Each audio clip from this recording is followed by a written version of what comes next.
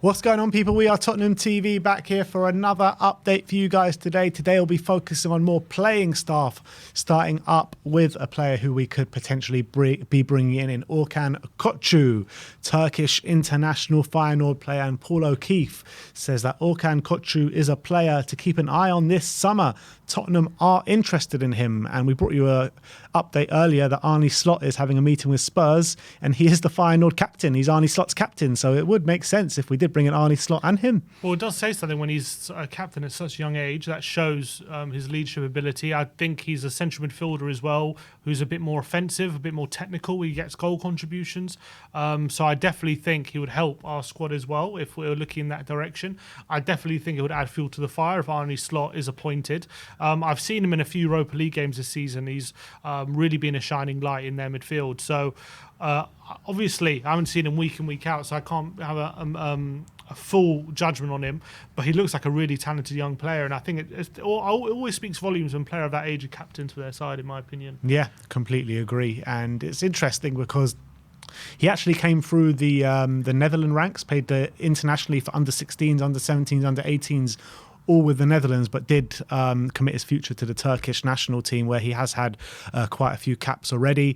And look, I haven't seen much of him play, to be honest, but all the data surrounding him at the moment seem very positive. So as Paul O'Keefe says, keep an eye on this one. But let's talk about our next topic, and that is Eric Dier. As the Standard are reporting that Eric Dier is currently in talks over a new 3-year deal at Tottenham Hotspur. And I don't understand, why the hell are we talking about new contracts for players when we don't even know who the sporting director or manager is going to be? It just makes no sense whatsoever. And why are we talking about new contracts for players after they've had a terrible season? That makes no sense. He's an absolute disaster class of a season, let's be honest. It was much worse than a lot of his previous seasons. This is his worst season, the Spurs shirt?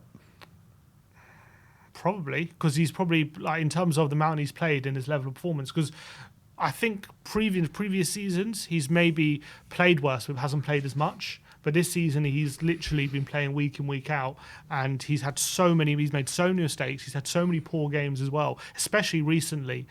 Since Conte is gone, he's been absolutely abysmal. Like, it's much worse than even when he was under Conte.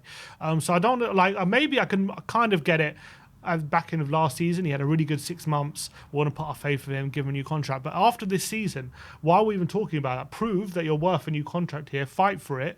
I understand, like, yeah, he's been here a long time. Maybe we want to show loyalty to him. But this level of performance he's showing is nowhere near good enough to say that he's got a future at this club. He should be showing it with the level of performance on the pitch before we even talk about entering contracts. So it's an absolute nonsense to me. And to your point, I completely agree. Why are we talking about new contracts for different players? Obviously, apart from Harry Kane is a different case, but someone like Dier, like, we don't even know if a new manager is going to want him. So why are we offering him a new contract, and then all of a sudden a new manager comes in and he's going to be like, well, I'm not going to start him. I don't see him as part of my plans. And what are we going to do? And on top of all that as well, he's taking up a slot in the squad for a foreign player, because, you know, he came through the ranks at Portugal. In Europe. But still, like, the point's still valid, right? Like, those slots in the squad are few and far between at the moment because of the issue that we have with that kind of situation. So I just don't get it. It makes no sense. You've got to wait for a manager to come in, make the assessment of the squad, and then if he wants him to be part of the squad, then you do it, even though I would think it's a completely wrong decision. But it should be the manager's decision. And also, it severely limits you with Dier part of your squad, because I just don't think he can play in a back four. Like, I don't remember the last time he had a good performance in a back four. I think it was probably under Mourinho, like, back then. It's been a while now. Whenever he's played in the back four recently, he's been an absolute disaster. Yeah. Whenever he's played for England, because a lot of the time they play a back four, and he's played for England in that position as well, he's been terrible. You can sometimes get away with him in a back three when the team's in a good way, and, like, you can maybe play that middle role in a back three if he's well protected. But that severely limits you. So essentially, if we give him a contract and he's part of the squad, we have a centre back who can only play, like, in the middle of a back three, and that's it. So it's like it's really, and even that he's not great at. Yeah, and even that he's been terrible recently. So it doesn't make any sense why that's happening. Discussion should only happen once a new manager is appointed and he makes his decision. We shouldn't be handing him out a new contract right now. Absolutely. Let's move on and let's talk about Hugo Lloris again. We brought you the news yesterday that we potentially have seen Hugo Lloris's last game in a Spurs shirt. And Santi Auna says that Al Hilal out in Saudi Arabia are discussing a move for Hugo Lloris, and the Frenchman is listening to the project proposed by the Saudi Pro League club. And Romano says that Hugo Lloris is expected to leave at the end of the current season. Do you think it's a bit too early in his career to go out to Saudi? I mean, judging by his mistakes, I don't know, because maybe he really has, unless his mistakes are like more than his actual quality, and maybe actually if he goes to a French team in the summer and he can show a bit of better level performance. But what we've seen recently, I wouldn't be surprised if we just believe he's now past it, because that's what the evidence is suggesting. He does seem to be declining as a goalkeeper.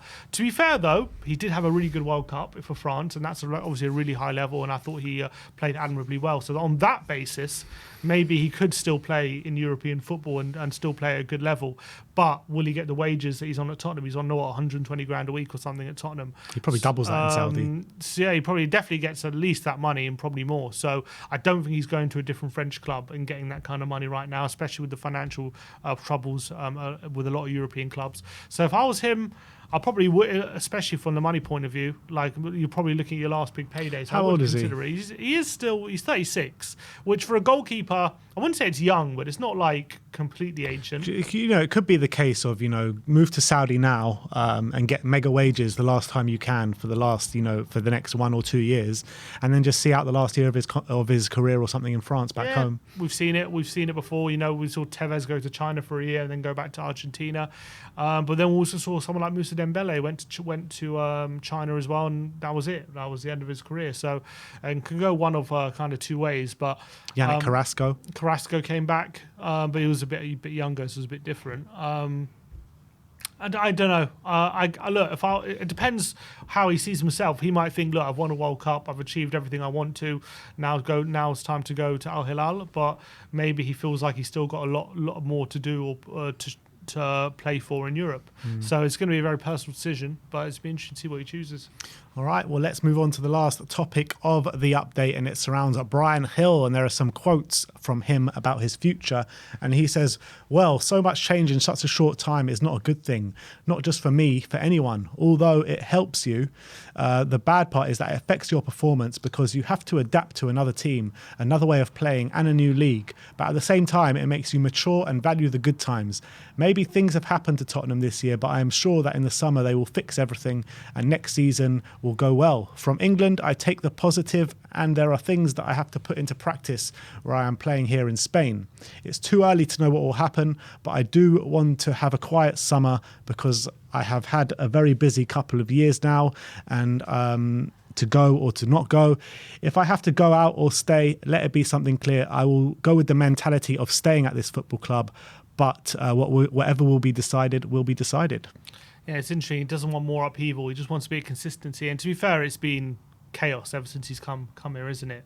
Like loan moves. It's not been Valencia, fair on him. to Sevilla, but especially at this stage of his career when he's developing. Like he thought he was going to come to Tottenham, be part of a project, like really break into the first team immediately, and then he hasn't been like under Nuno. To be fair, like obviously he wasn't playing every game, but he started him in like a Carabao Cup game, and it was like bedding him in, and then Conte completely sidelined him pretty much. But he was also like coming into the Conte team as well. He was when there was a lot of injuries. There were a lot of injuries, but we saw some quality in those performances. Good. And like everyone was like, all right, we've got another option in Bryan Hill. And then like as soon as that happened, he was out the tour again. Yeah, as soon as he started actually performing, then he was all of a sudden out on loan, which was must have been a big blow. So it obviously depends on the new manager. He's going to have to assess things. But I hope for Bryan Hill's sake that whatever decision they make, they just make it early in the summer. Give him some time to find a new club and settle himself, or say to him, look, you're going to be part of the first team, not going anywhere, and just make a decision early. Because I just feel so bad for someone like Bryan Hill, with a player who's got a lot of quality, was probably sold a dream when he signed for Tottenham, and it's turned into a bit of a nightmare. So I feel like we probably owe it to him to find him a new club if as early as possible, if that's what we decide. And I always feel for him as well, because he always seems to be the last thought at this football club. Like every single transfer window, whenever he's gone out on loan, it's always like the last ditch at the last stages of the transfer window. And like that whole transfer window, there's always stories about him. And then like nothing happens until like the very, very end. And we're not doing him any favours for his development. We're not doing ourselves any favours either in terms of having a prospect to develop. And I think now you either need to make a clear plan for his development or just sell him. There has to be one of the two. There can't be this middle ground anymore because it's not working for anyone. Well, would another loan move represent a middle ground?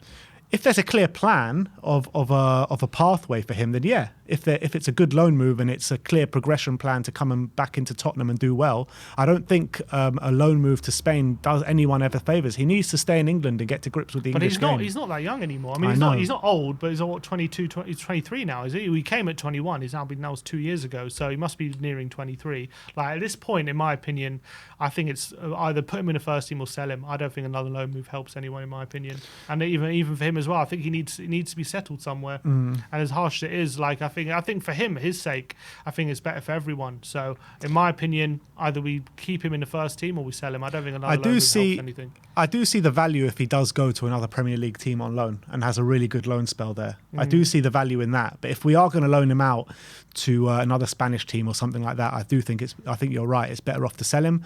But I genuinely think if we do send him to someone like that, have just come up from the Championship or someone that is low at that end of the Premier League, that could be a value of him and could be a value of us. That would help if he's guaranteed playing time. Yeah. If he earns it. That's the thing. Yeah. But anyway, that is our Tottenham update for today. Let me know in the comment section below if you have any thoughts regarding any of the news stories we've brought to you today. Like, subscribe and comment. And as always, come on you Spurs.